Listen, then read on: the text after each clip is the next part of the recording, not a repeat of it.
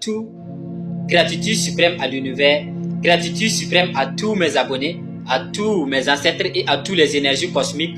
Aujourd'hui, nous allons voir dans cette vidéo le pouvoir que peut causer notre cerveau, le pouvoir que peut créer la conscience et le subconscient. Tout d'abord, on a eu à développer plusieurs fois de ce terme ici sur cette chaîne. Vous pouvez redécouvrir les anciennes vidéos et vous abonner à cette chaîne. Nous parlons d'entrepreneuriat, de métaphysique et de développement personnel et de tout ce qui concerne l'évolution humaine sur notre canal. Vous pouvez bien en revoir les anciennes vidéos. Sans plus tarder, il faut savoir que la conscience est quelque chose dans laquelle l'on vit chaque jour et le subconscient également. Mais ici, la différence qui fait ces choses, c'est que nous n'en sommes pas conscients lorsque nous passons à cet état de subconscient.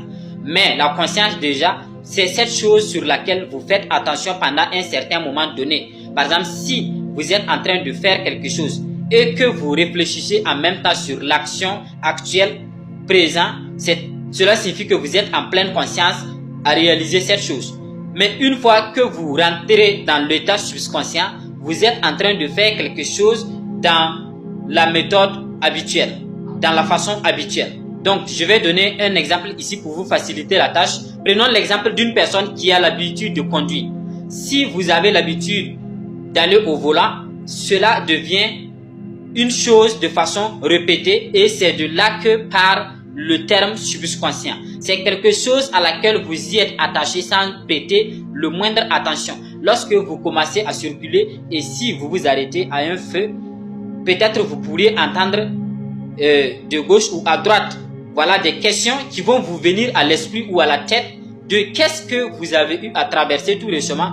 Vous ne pourrez pas revenir sur ces moindres détails, mais vous pouvez seulement savoir que vous n'avez causé aucun accident depuis. Donc la conscience vous permet de rester focus au volant et le subconscient vous permet de conduire sans vraiment vous poser la question à savoir où allez-vous, parce que vous êtes déjà conscient du lieu du départ et du lieu d'arrivée. C'est-à-dire vous avez pris la décision à la maison de vous rendre à une cérémonie, vous savez déjà que vous allez à cette cérémonie.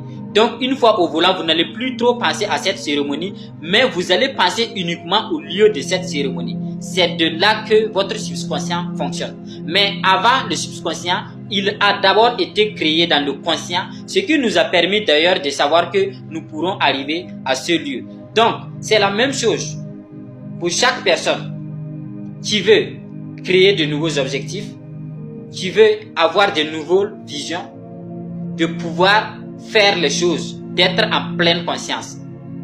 Je parle